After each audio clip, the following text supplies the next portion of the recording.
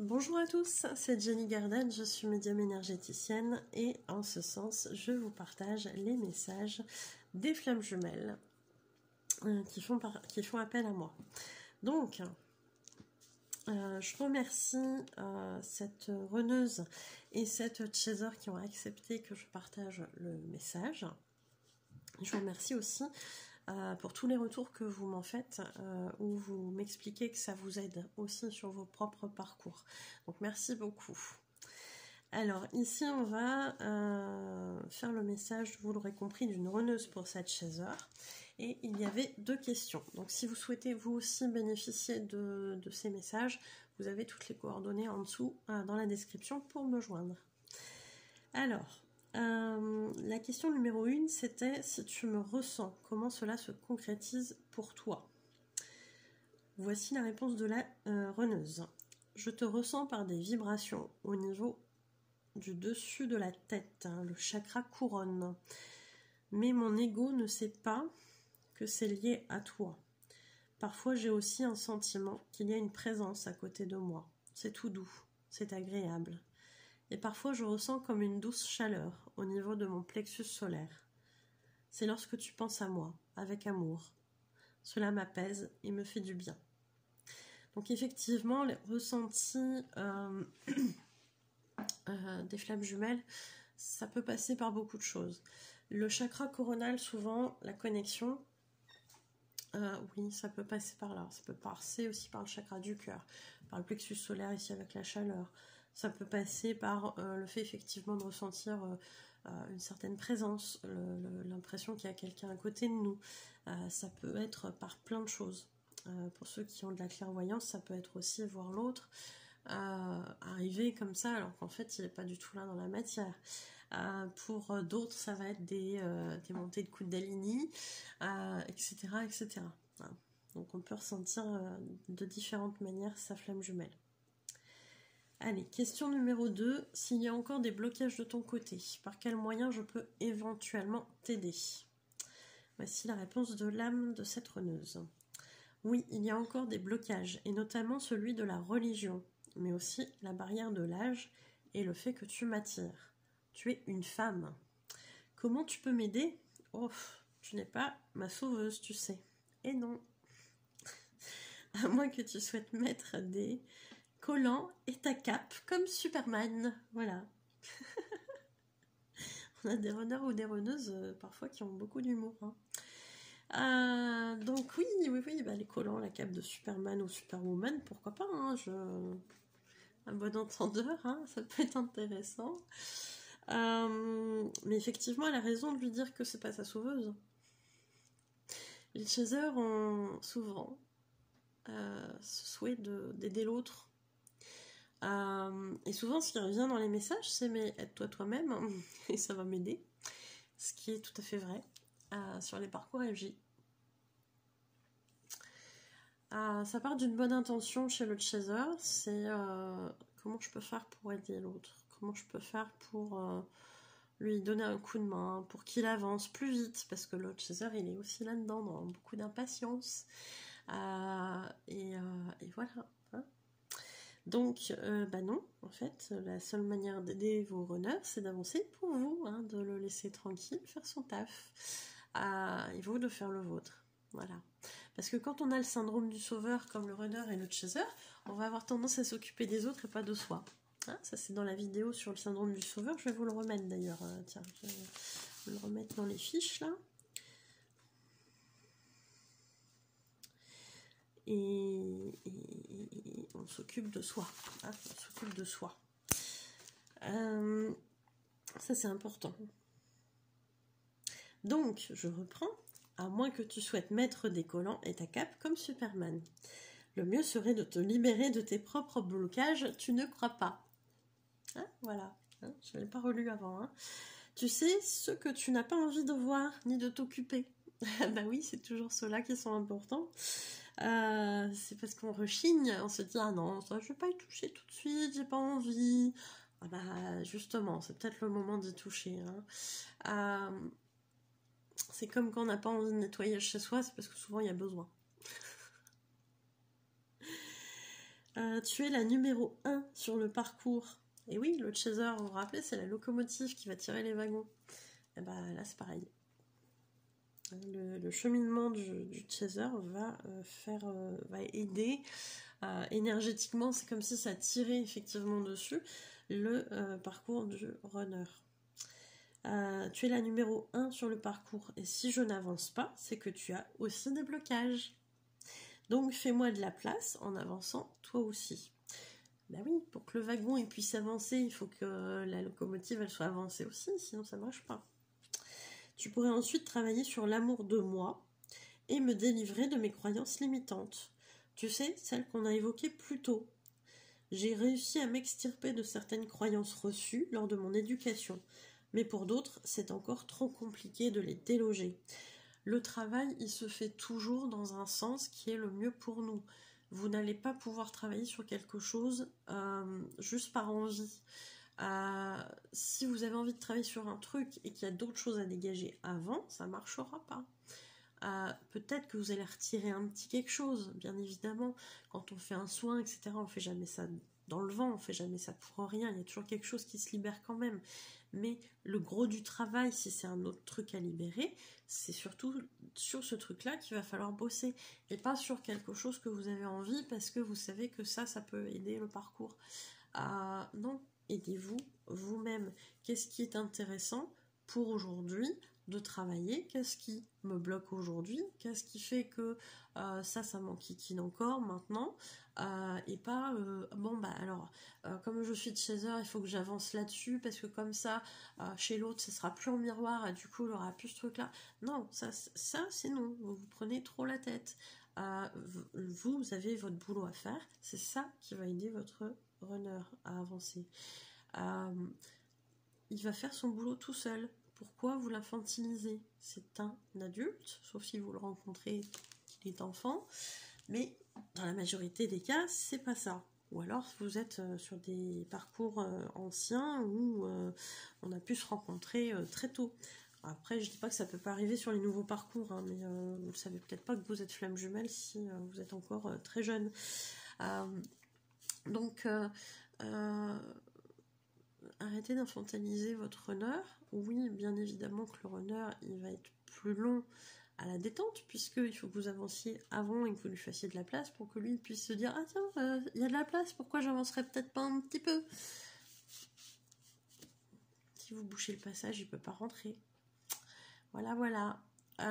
Donc, non, occupez-vous de vous, et puis après, l'autre, c'est pas votre problème, en fait. C'est ce que je dis toujours. L'avancée de l'autre, c'est pas votre problème. C'est vous, avancez pour vous. Libérez-vous, vous.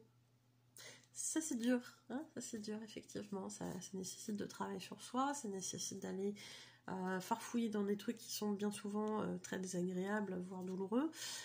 Donc, non, c'est pas simple. Et il faut avoir du courage d'un côté comme de l'autre pour avancer sur soi-même et travailler sur soi-même et libérer plein de choses. C'est loin d'être facile. Mais derrière, c'est tellement libérateur que derrière, on repartirait pas en arrière après. Hein. Donc faites-le pour vous et pas parce que dans le calcul, ça va aider votre runner. Votre runner, il va faire son travail lui-même. Vous ne pouvez pas faire son travail à sa place. Donc ça, c'est important de l'avoir en mémoire. Et s'il met du temps, c'est que il y a besoin de ce temps-là. Et si il fait pas les choses comme vous avez envie qu'il les fasse, c'est parce que derrière, ça va vous faire travailler des choses. Alors, donc fais-moi de la place en avançant toi aussi. Je pourrai ensuite travailler sur l'amour de moi et me délivrer de mes croyances limitantes. Je l'avais lu ça déjà, non? Oui, j'avais lu tout ça. Alors, j'étais arrêtée où? Mais pour d'autres, c'est encore trop compliqué de les déloger, c'est ça. Mon ego en tient une certaine couche, tu sais. C'est valable aussi dans les deux sens. C'est valable pour les runners, c'est valable pour les chasers. Ça, c'est indéniable. Tu as la chance d'être éveillé, toi. C'est dur de ne rien savoir. Mon ego est complètement perdu. Si tu veux absolument m'aider, alors tu peux m'envoyer des pensées positives et de la compassion, de l'amour aussi si tu es aligné avec ça. Cela me donnera un petit coup de pouce. Merci d'ailleurs quand tu l'as fait. C'est moi qui te l'avais demandé en 5D via mon âme. Alors elle a raison de le dire. Elle a raison de dire ça, elle a raison de faire ce rappel-là, parce que c'est quelque chose qu'on sait, mais qu'on a tendance à oublier en tant que chaser. C'est que, après, on a le choix de se placer du côté positif ou du côté négatif. Est-ce que c'est réellement une chance de connaître le parcours MJ? Oui et non. Ça peut être discutable des deux côtés. Est-ce que ça peut être une chance ou c'est plutôt négatif de ne pas savoir le parcours? On peut discuter et débattre des deux, parce que je pense qu'il y a des avantages et des inconvénients aux deux situations. Mais c'est vrai que là, pour le coup, on va le prendre comme une chance par rapport au runner qui, lui, vit les choses à l'aveugle. On le répète encore une fois. Le runner, il ne sait pas ce qui se passe. Il ne sait pas ce qui se passe. Il a décrété là-haut qu'il fallait qu'il y en ait un qui soit à l'aveugle et que ça allait être lui. Bah ok, c'est un truc qui n'est pas facile. Et l'autre qui est censé avancer en ayant des infos, hein, donc le chaser, et qui va avancer d'une certaine façon, plus ou moins bien, plus ou moins vite, etc., en fonction de ses capacités, de ses guérisons, etc., etc., et de ses compréhensions aussi, parce que c'est pas parce qu'on a toutes les infos qu'on les comprend et qu'on les intègre à l'intérieur de soi. Personnellement, moi je me rappelle qu'en début de parcours, j'ai eu des infos que j'ai comprises avec mon mental, bien sûr, mais sur l'instant, je ne les avais pas intégrées. Il fallait que je passe par certaines choses pour après pouvoir les intégrer. Et après, je me suis dit, mais c'est vrai qu'en fait, j'en avais entendu parler de ce truc-là. Bah, nous aussi, on expérimente. Hein. C'est comme les runners, on les expérimente. Bah, nous aussi, on expérimente les chasers. Alors, on va partir sur l'idée que c'est plus facile de se faire une raison des souffrances que l'on vit sur ce parcours de flamme jumelle quand on sait pourquoi c'est là. C'est plus facile de se faire une raison, de comprendre pourquoi on souffre comme ça, de pourquoi c'est comme ci, pourquoi c'est comme ça, de comprendre les mécanismes, etc. Parce que le chaser, il a besoin aussi de comprendre, il est comme ça aussi. Donc, comprendre, ça lui amène une sensation de légitimité. J'ai envie d'employer ce mot-là, pour le coup, je ne sais pas si vous allez être d'accord avec ce terme-là, mais j'ai l'impression que ça vient légitimer toute la souffrance qu'on ressent sur ce parcours en disant je le fais pas pour rien. Il y a quelque chose au bout. Et souvent on se trompe. Souvent on se trompe de but. Parce qu'on nous amène ça hein, dans le côté flamme jumelle, hein, tout ce qu'on va lire, tout ce qu'on va regarder en termes de vidéos, etc., toutes les compréhensions qu'on va faire, en gros, c'est que on souffre pas pour rien parce qu'au bout il y a la réunion avec l'autre et qu'on va vivre quelque chose de super. Alors après, je pense que là aussi ça peut être discutable parce que visiblement en réunion on n'a pas fini de travailler, mais il y a quand même a priori certains avantages à être réunis, donc oui ça peut être sympathique apparemment. Voilà, hein, je peux pas en parler, je suis pas dedans. Donc peut-être qu'un jour je vous dirai que oui, effectivement, peut-être que je vous le dirai jamais parce que je l'expérimenterai pas, j'en sais rien. Mais en tout cas, il y a vraiment une idée là de quand je suis chaser, je sais pourquoi je souffre et c'est un peu comme ce qu'on a entendu souvent quand on était petite en tant que fille, c'est il faut souffrir pour être belle. C'est comme si ça légitimait le truc en fait. Ah oui, tu vas te faire plein de trucs, tu vas te coiffer, ça va te tirer les cheveux parce qu'il faut les lisser, machin, ou je sais pas quoi, mais tu souffres, c'est bien parce que derrière tu vas être belle, tu vas être jolie. Oui, bon, bah non, en fait, peut-être que tu peux être jolie sans souffrir. Ça sera un raccourci sympa aussi, tu vois. Mais il y a vraiment une idée de si je souffre autant, derrière, il y a quelque chose forcément de beau. Et ça, souvent, on va penser que c'est la réunion.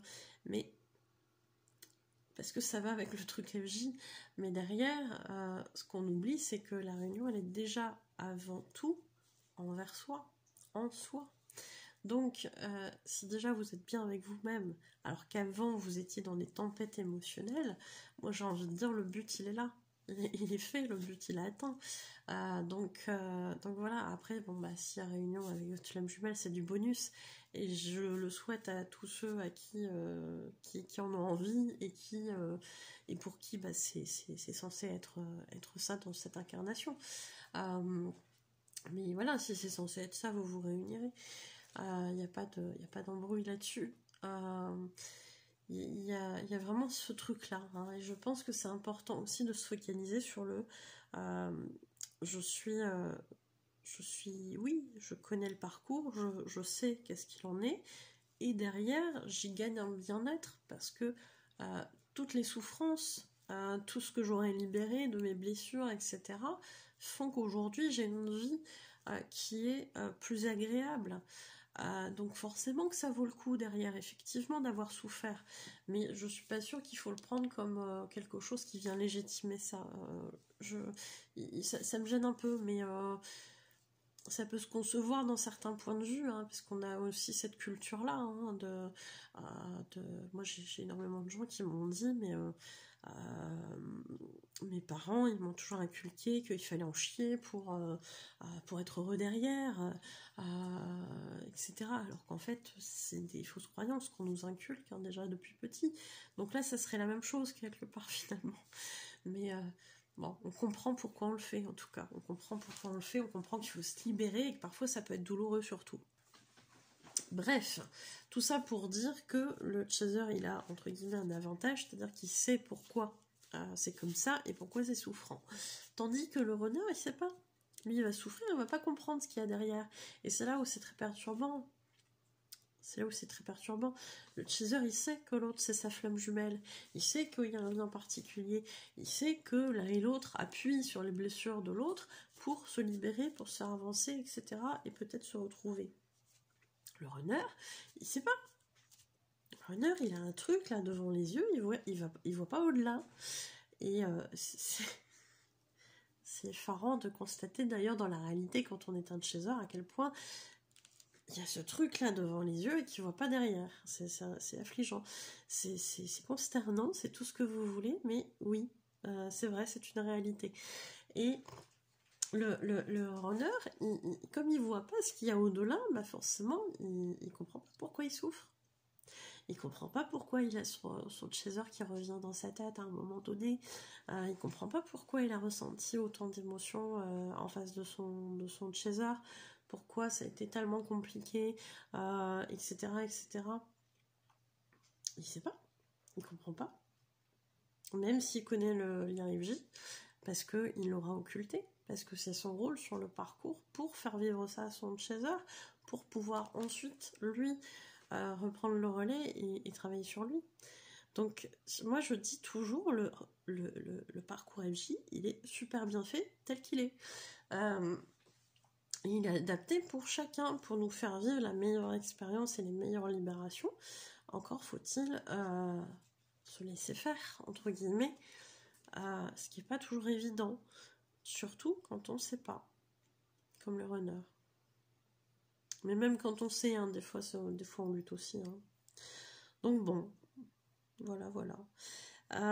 C'était une petite réflexion là-dessus. Et il y a aussi ce qu'elle dit là, cette runneuse. Je trouve ça aussi intéressant quand elle dit, mais en fait, tu m'as envoyé de l'amour à un moment donné parce que je te l'ai demandé en 5D. Et ça, c'est des choses qu'on peut ressentir aussi à un moment donné en tant que chaser, c'est-à-dire que parfois on n'est pas forcément là-dedans, ou parfois on peut ressentir de la colère, etc. Et d'un seul coup, on va se sentir poussé à envoyer de l'amour à l'autre, parce que son âme nous l'a demandé. Donc ça arrive aussi. Et on le sait pas forcément consciemment, hein, quand on est chaser. Mais d'un seul coup, on va se dire, tiens donc, j'étais en colère il y a 2 minutes, et là j'ai envie de lui envoyer de l'amour, qu'est-ce qui se passe? Est-ce que je suis pas bipolaire? Non, vous êtes FJ, je sais pas, hein, c'est peut-être un trouble aussi, il va falloir faire des études là-dessus, je pense, parce que... Bon, je plaisante, non, ce n'est pas un trouble. À partir du moment où vous vous posez la question de savoir si vous êtes dingue, c'est plutôt bon signe. Hein, Voilà, ça veut dire que vous ne l'êtes pas. Voilà. Il nous reste le message libre, que je vais vous lire quand même, ça peut être intéressant. Alors, le message libre, c'est « Fais-toi confiance ». Fais confiance en tes intuitions, mais sois vigilante à tes ressentis. Ce sont eux qui vont t'indiquer si tu es dans le vrai ou dans le faux. Donc, voir encore un petit peu les doutes là. Hein. Donc oui, les ressentis, c'est ce qui nous indique si on est dans le bon ou pas. Si on sent qu'il y a un truc qui cloche, c'est qu'il y a un truc qui cloche. Après, il faut aller creuser, voir ce que c'est. Hein.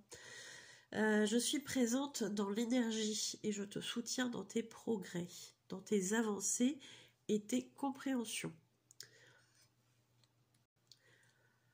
Mon âme est présente à tes côtés, même si ma personnalité égotique n'est pas dans l'ouverture face à toi. Je le déplore, mais elle a vraiment la tête dure. Pourtant, elle a des ressentis via toi, via moi, son âme, mais aussi via ses guides. Elle passe souvent littéralement à côté, par manque d'ouverture spirituelle. La source va être obligée d'utiliser les grands moyens pour la faire se rappeler. Bon. Alors effectivement, l'âme, parfois, est un petit peu dans le... Comment je pourrais dire? Dans le désespoir. Parfois, il y a des âmes qui sont dépitées, de dire mais je comprends pas pourquoi mon ego en fait il refuse de m'entendre. C'est vrai, ça arrive. L'ego parfois prend énormément de place, le faux self parfois prend énormément de place, à tel point que l'âme ne peut plus s'exprimer ou n'est pas entendue quand elle le fait. Donc c'est vrai que ça peut être compliqué et j'ai souvent des âmes là dans les canalisations qui me disent mais là, la personnalité terrestre là, elle prend beaucoup de place quoi. Donc c'est vrai que c'est pas facile pour cette âme qui a envie de se faire entendre et qui ne se fait pas toujours entendre. Voilà. La source va être obligée d'utiliser les grands moyens pour la faire se rappeler. Donc là, les foudres karmiques. Vous pouvez aller les voir aussi, les foudres karmiques. Je vais vous mettre aussi la vidéo. Hop.